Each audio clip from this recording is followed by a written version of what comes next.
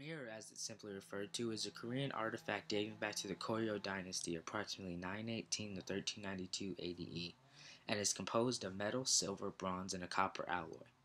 The piece, which measures 8 1/4 inches in diameter, does not have any personal information attached to it, but certain things can be inferred from an artistic, historical, and social standpoint. The piece, from an artistic standpoint, is very fascinating. The texture of the piece is jagged, flowing, and ruffled like tree branches, water, and leaves. The craftsmen behind this particular piece managed to make the viewer feel these images and textures and associate them with things they would feel in nature. One can almost tell what the image represents simply by the textures utilized. The motion of the flowing waves also works to bring the image to life. The image seems to be a freeze frame in time as a gust of wind flows through the trees and water. The proportions of the piece are slightly warped to fit the circular design, but everything manages to coincide with its size in relation to the rest of the image. It's a lot of clutter in one image, but the rhythm of the piece works and it holds the viewer's attention with excellent design.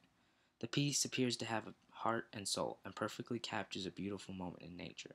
It seems images such as these were very popular in their place of origin.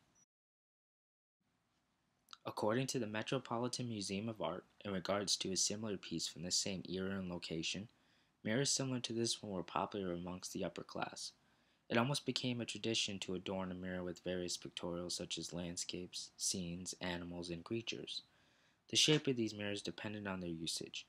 Mirrors like this one were often burial objects or placed in pagodas for ritualistic usage. The more stylized pieces with scalloped edges and pointed lobes were used as secondary decoration pieces and were often placed on stands and displayed in homes of the wealthy. In terms of socially linking the mirror to the 21st century, it demonstrates a critical aspect of every society, and that is acceptance via one's image. Everyone wants to be accepted, and one's appearance is crucial in that respect. That is not to say people should be judged purely on their outward appearance, but we as humans tend to accept or reject others instantly based on how they present themselves. One's appearance can represent their social status, their self-esteem, and even their point of view within certain social situations. The mirror also demonstrates how we as people enjoy items that represent one's tastes and interests. The skins on our iPad, cell phone covers, the clothes we wear, and so forth are all expressions of our identity.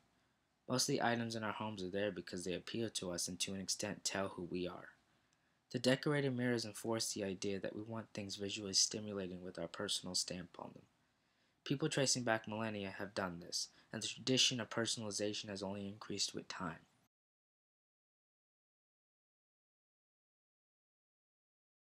Standing Virgin and Child with Pedestal is a French alabaster sculpture dating back to the 14th century. The 35-inch figure is a representation of the Virgin Mary holding an infant Jesus Christ. The sculpture is also mounted on a hexagonal pedestal. Each of the small sides of the pedestal appear to display one individual while the longer sides display four. There are also small pillars separating the figures. In total there are 12 figures which may represent the 12 apostles who followed Jesus. It is possible that this particular sculpture is meant to showcase the individual in Jesus Christ's life whom cherished him and vice versa. In terms of the formal elements presented in the piece, the surface and texture are both negative and positive. The surface of the pedestal where the 12 figures reside are not deeply cut which subtracts slightly from the three-dimensional feel trying to be achieved. On the other hand, the facial features of Mary and Jesus and the creases in her gown are all smooth in texture. The faces are almost round. Circular shapes seem to inhabit a majority of the sculpture and seem to add a level of innocence to Mary and Jesus. Perhaps making the features more childish was a way of demonstrating their pureness. The proportions of Mary and Jesus are spot on. The only deviation in terms of proportion involves the apostles holding enlarged shields or coat of arms. But despite such a minor issue, the sculpture is truly a sight to witness. All the elements mesh quite well, and the overly rounded figures give it its own voice. It's a gorgeous piece of art. The sculptural representations of the Virgin Mary, Jesus, and other holy events and individuals are still as popular as ever in the 21st century. Small figures, medallions, and a variety of other items seem to depict one's religious background. The sculpture does not directly influence modern religious practices, but religion in general has been, and always will be, an integral part of society that is reflected in artistic mediums.